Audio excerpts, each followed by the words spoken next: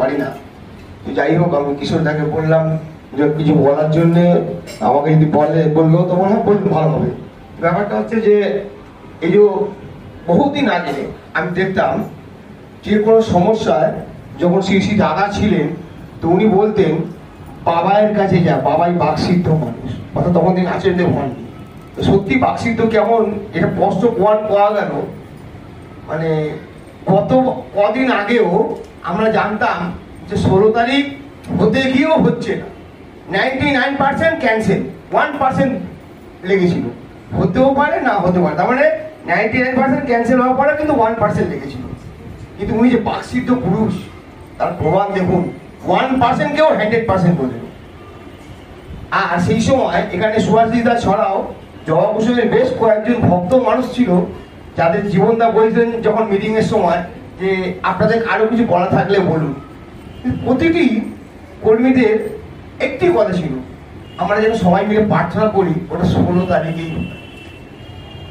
অবাক কাণ্ড, 24 ঘন্টা যেখানে যদি ঘর পেলাম ওটা 16 তারিখেই হচ্ছে।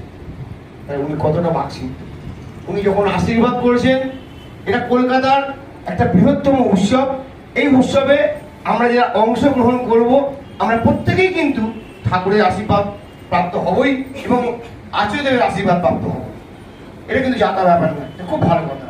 আর আমি এখানে প্রত্যেককে একটি কথা বলবো, হয়তো এখানে আজকে যেহেতু কালকে একটা বিশেষ মিটিং আছে, তাই হয়তো সবাই আসতে পারছে না, তাই কালকেই বেশিরভাগ লোক আসবে। কালকে হয়তো আমাদের ওই উত্তর কলকাতা থেকেও হয়তো অনেক কর্মীরাও আসবে, হয়তো আমি আসতে পারবো না, একটা বিশেষ কারণ হতো। কিন্তু আমি সমস্ত মানুষকে এখানে আসার জন্য আহ্বান জানিয়েছি, তারা আসবেও। তার মধ্যে আজকে কয়েকজন এসছে। প্রতিটি মানুষকে একটি কথা বলবো, আমরা আচার্যদেবের আদেশ অনুসারে একটাই কাজ করব, যে প্রতিটি মানুষের ঘরে ঘরে নিমন্ত্রণ করতে যাই এবং প্রত্যেককে করজনে বলবো আপনারা এই একটি দিন অন্তত এই ঠাকুরের উৎসবটাকে দেখুন। নেতাজি ইন্ডোরে তো অনেকবার গেছেন খেলা দেখতে বা টিভিতে দেখেছেন, এবার আমাদের ঠাকুরের উৎসব দেখুন। এইটা কিন্তু প্রত্যেককে, বিশেষ করে প্রয়োজন পড়লে তাদেরকে আমরা সঙ্গেই নিয়ে যাব। হয়তো অনেকে যেতে চাইবে না, কিংবা কাদের সঙ্গে যাব, কিভাবে যাব, বাস স্টাফের অসুবিধা। আপনারা প্রয়োজন করলে যে অঞ্চলে থাকে সেই অঞ্চলে 10 জন 20 জন 25 যেজন আছে, যতজন আছে তাদেরকে প্রত্যেককে নিয়ে আসবেন।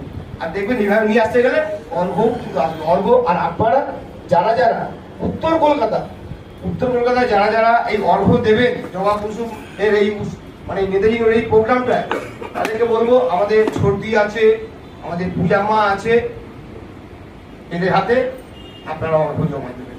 আর কি বলবো, এরা এসে কিশোরদের হাতে জমা দিয়ে দেবেন। না, আমি নিচ্ছি না, নিচে আমার দুজন কেজের আছে।